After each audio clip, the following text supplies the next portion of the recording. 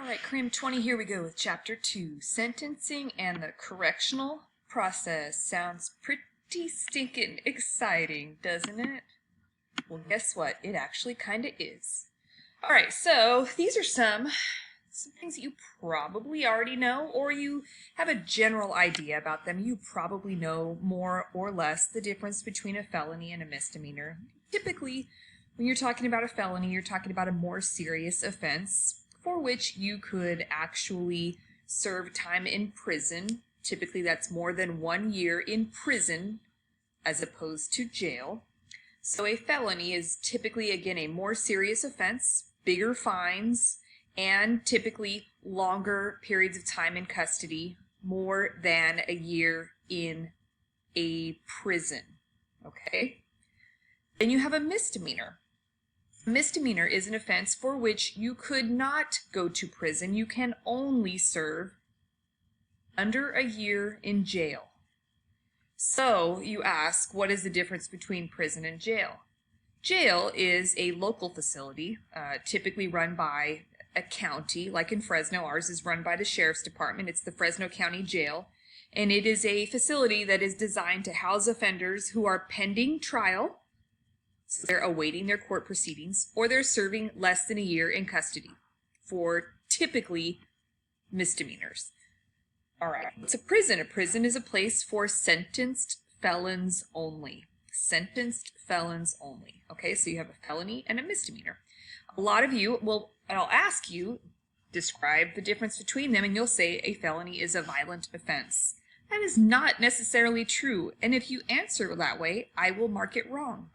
There are violent misdemeanors.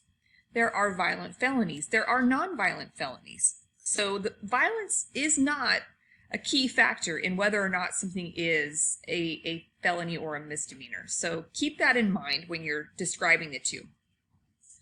Wobbler. Okay, why is this ridiculous word used in the legal... Oh, sorry, didn't mean to do that. In the legal system. A wobbler. That is the word that is actually used, and a wobbler is a crime that could be charged as either a felony or a misdemeanor. And not every crime can be described as a wobbler, but a crime, for example, such as vehicle theft. California Vehicle Code Section 10851 is a wobbler, and that is motor vehicle theft, and it can be filed as either a felony or a misdemeanor. And so, you know, it wobbles one way or the other. I guess that's the way I remember it. Pretrial. So when we're talking about things that happen pre-trial, this is not, do not overthink this. We're just talking about before the trial. Okay? The trial, as you all know, I hope, is when evidence is put before a judge or jury, and a person is found guilty or not guilty. Okay, so, but before a trial happens, all kinds of other stuff happens, and that is all pre-trial stuff. Sentencing is what happens after there is a conviction or a guilty plea. So a person there has been a resolution to the case. A person has either been found guilty by a judge or jury, or they pled guilty. And then the next step is sentencing, when they go on to the sentencing portion of the case.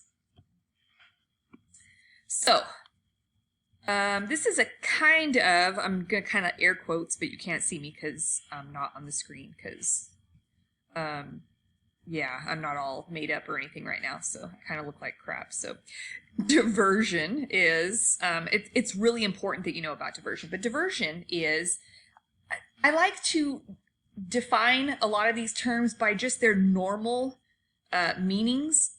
If you were thinking of a diversion, just in general life, without thinking the criminal justice system, you'd be thinking of something that took you off a certain path, or diverted you, or took you on a different route. This is kind of the same concept when we're talking about the criminal justice system. What is a diversion? Diversion is when a case is, or a person's, a case is diverted from the criminal justice system. So they are ultimately offered an opportunity to basically avoid having a permanent criminal record by participating in a diversion program. And these are some examples of those. Drug court. You've probably heard of drug court before, where typically if it's a first-time drug offender, they have the opportunity to go before a judge, drug test regularly, attend substance abuse treatment, go before a judge every few weeks. If they comply, they test clean, complete the drug treatment program, and do all they're supposed to do. In 6 months or whatever period of time, their case gets dismissed and sealed like it never happened. That's an example of a diversion program. Very common right now, very common. Behavioral health court, same kind of concept, except for you're dealing with someone who has mental health issues, diagnosed mental health issues. Veterans courts are the same type of deal, except you're dealing with someone who is a veteran from a veteran from maybe who's suffering from PTSD, has come back from the service, and is having some, typically it's going to be mental health issues with PTSD.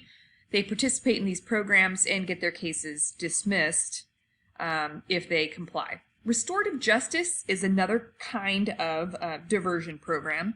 It's a little bit different in that restorative justice involves the victim and the offender getting together with the mediator and ultimately trying to work out a resolution to the crime without court involvement. So let's say someone came and smashed my car window in my driveway, and the police caught the person. And it was the person's first offense, and the cops come to me and say, "Hey, this is Johnny. He smashed your window out. Do you want to participate in restorative justice with Johnny?" And I say, "Yeah, all right, whatever. Let's give it a try." So I sit down as the victim. Johnny sits down as the offender. There's a mediator in between us, and the mediator says, "All right, Fernandez, tell Johnny what he needs to do to make you whole again." And I say, "Johnny, fix my window." And Johnny says, "Okay." And then I say, "Hey, Johnny, this is how you made me feel when you broke my window." And Johnny says, "You know what? I was just bored that day. I shouldn't have done it." We get the chance to work it out without court involvement. Make sense? Diversion. Okay. Pretrial detention. If I get arrested for a crime today, it's very likely that I'm going to sit in jail pending, depending on how serious the offense is. Let me clarify that. We all know that as of the time that I'm recording this, we are in the midst of a worldwide pandemic, and we have zero bail going on at the Fresno County Jail. But pretrial detention is just referring to a person remaining in jail pending their trial. Okay, so that means they're not getting bailed out, they're not being released. Okay. What is bail? Bail is basically an amount of money that a person pays in order to be released into the community while they are pending trial. How is it determined? There is a chart that a judge would have to go by to decide, based on the nature of the offense, as to how much bail a person should have to pay. There are alternatives to bail. People can be released on electronic monitoring. They can be released on house arrest, all that kind of stuff. And typically your probation agency is going to be supervising at that point. In California, the governor, I'm not sure if it was Newsom or Brown, I believe signed an order to completely abolish bail. And that was supposed to have happened, gosh, over almost a year ago. But it didn't happen because it is caught up in the courts. But if you think about it, is bail fair? If you had to come up with $20,000 tomorrow, could you? Most people probably couldn't. But guess who could? The wealthy. So again, is it fair? So there's a lot of issues with bail. But a lot of people, this whole Manhattan Bail Project, basically it describes the concept of measuring a person's risk to reoffend and then deciding if they should be released on bail. If the person's a low risk to reoffend, then they would be more likely to get out on bail. And if they're a high risk to reoffend, then they would not. Kind of makes sense.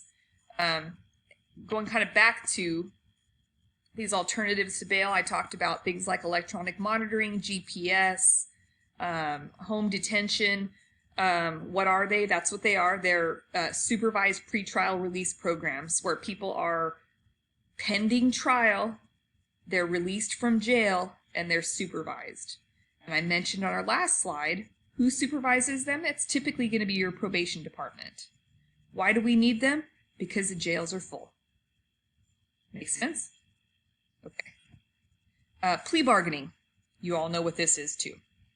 But trying to describe it might be a little bit tricky. Let's say, trying to think of a good case that's going now. Let's say we're going to use Scott Peterson. Scott Peterson was convicted of the first-degree murder with special circumstances of his wife, Lacey Peterson, and their unborn baby, probably 10 or 15 years ago. I don't remember. And Scott Peterson was ordered to face the death penalty. So just recently, the courts ordered his sentencing portion overturned. So the conviction stands. He still is convicted of first-degree murder of his wife and unborn baby, but the death penalty portion has been sent back to the courts. So if you have a death penalty case, a good way to not have to retry that whole case would be for the prosecutor to offer, if you plead out to first-degree murder, I will take the death penalty off the table. That would be an example of a plea bargain. Let's say I get charged with 2 felony offenses. And in order to avoid a trial, a prosecutor might say, if you plead to one of the felonies, I'll drop the other. Plea bargaining is absolutely positively necessary in our court system. Unfortunately, I call it a necessary evil because it's not always the best deal, but lawyers absolutely positively could not try every case that is in the court system.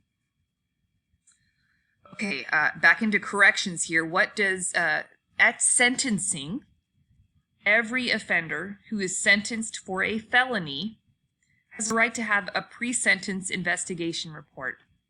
This is a report prepared by the probation officer, and the report basically puts all of the information that that officer can possibly find about the offender.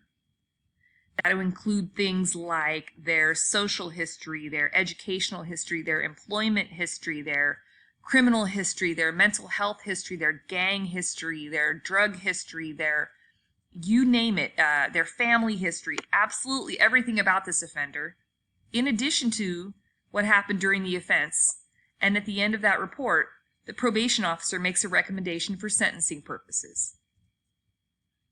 That is basically a tool for the judge to read and consider when making the decision as to what the sentence is going to be.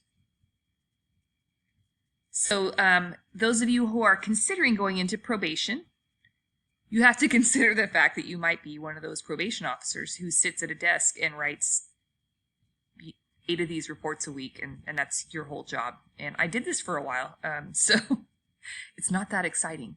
Although I actually was pretty interested in it, but that's what a pre-sentence investigation report is. It's just a recommendation to the courts, but it gets basically the entire social history of the defendant along with the nature of the offense and gives a recommendation. What is the purpose of that report? For the court, for sentencing purposes. After that person is sentenced, the supervising probation officer, who ultimately has to supervise that offender, will get that report and they will read it, and they get all kinds of information about the offender as well. This is also important for prison officials when they're classifying an offender, which we're going to talk about in depth. But classifying is basically when the prison officials have to decide where's the best place to house an offender to keep the offender as safe as possible and the institution or the facility as safe as possible. And what kind of programming needs do they have? And then ultimately, when the person is ready for release, the parole board would probably also read that pre-sentence investigation report to understand more about the offender. So these are just some sentencing options that the court has when they are making a sentencing decision. They can fine people, make them pay fines and all that kind of stuff. They can order them to complete community service. The judge can place them on probation. They can send them to halfway houses. They can put them in boot camps. Those are the intermediate sanctions. Short-term confinement, maybe go to jail for 90 days. Imprisonment means going to state prison for whatever period of time. And then capital punishment being the death penalty. There are different sentencing models. We have indeterminate sentencing and determinate sentencing. So I'm probably gonna ask you on a quiz, which one of these do we use in California? And it's kind of a trick question because we use both. But I'm gonna give you an example of an indeterminate sentence. 25 years to life. The end of that sentence has not been determined. We know that person will be in for at least 25 years, and they might be in for the rest of their life. We don't know when they're getting out. The end is I say undetermined, and that makes me remember indeterminate sentencing, as opposed to determinate sentencing. Let's say your standard felony. The maximum period of confinement for those is typically 3 years. You know that 3 years and 1 day, you will be out. The end of that sentence has been determined. That is determinate sentencing. So indeterminate, again, was something like 25 to life. Determinate would be something with an end date, meaning 3 years. 3 to 5. If it says 3 to 5 years, then 5 years, you know that 5 years and 1 day, you're going to be out. In California, you're probably aware that most of our offenders, prisoners, do not do a significant portion of their time actually in custody. And honestly, we're talking about a third. Most of them do about a third of their time. So if I were sentenced to 10 years in California, it would be fairly likely that I would do about a third of that time. So I'd probably be out in about maybe 3.5 years. Truth in sentencing is something that is used in the federal court systems, in the federal prisons. That means that the offender has to do 80 to 85% of their time in custody. So in federal prison, in federal court, if I get sentenced to 10 years, I'm not going to get out for at least 8 years, probably closer to 8.5. So that's what truth in sentencing is. And then good time, work time. We use this in California, certainly at the Fresno County Jail. You don't have to be good and you don't have to work to earn it. If you were to get sentenced to 30 days in the Fresno County Jail today, you would get 3 days credit for every 1 day you serve in custody. So if you were sentenced today to 30 days, you would be out in 10. Yep. Why? Because we're too full. Discretion. Is there discretion involved? There's discretion at every level of the criminal justice system, between the police, the courts, and the prison systems. So that's what we're talking about kind of here. Because of some interesting choices made by a few judges a few times throughout history, we've ended up with a few of these mandatory minimum sentences. 3 strikes law is probably something you've heard of before. It actually originated in Fresno. A young lady named Kimber Reynolds was in the Tower District going to dinner with her friends at a restaurant that I think it burned down recently, Livingstone's. And she was shot and killed by an offender who had been in and out of prison on many occasions. And her dad was horrified and frustrated and couldn't understand how he kept getting out. So he, along with some local legislators, wrote up the 3 strikes law that basically says you can commit 2 serious violent felonies followed by a 3rd felony of any kind. Once that 3rd felony comes along, you're in prison for the rest of your life. That is a law that it has been modified drastically over the years because we have learned, unfortunately, that locking them up for years and years and years does nothing for us but back up our prison system. And we're going to talk more about this. You're probably going to learn a lot about AB 109 when you write your research papers. So the purpose of the mandatory minimum sentencing was to limit the discretion of judges. And I think this is the last one. Oh, no, maybe. Okay. Presumptive sentencing. I wish I had a board to write on here, but I don't. So every offense, I'm gonna talk about vehicle theft just because it's an easy one, has 3 sentences attached to it. So for a vehicle theft, a felony vehicle theft, the mitigated term, and I'm going to explain this more, is 16 months. The midterm is 2 years, and the aggravated term is 3 years. The average vehicle theft is probably going to do the midterm. If there are circumstances in that offense that made it less horrible, I don't know how to explain that, then those would be mitigating factors that would typically make the judge lean toward a lesser sentence. If there were factors that made that particular offense more horrifying, then it's likely the judge would go toward the aggravated sentence. But typically, when a judge is deciding on a sentence, he's going to start with that middle term, and he's going to consider the nature of the offense. He's going to read the circumstances of the offense and decide between, yeah, it's just your regular middle-of-the-road vehicle theft, so let's go midterm here. Or, you know what, it wasn't that bad, so let's go mitigated. Or this was a horrible vehicle theft. Everything he did was awful. Let's go with the aggravated term. That makes sense.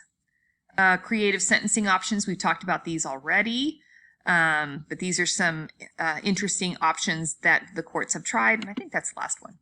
Whew, kind of long. Sorry, guys.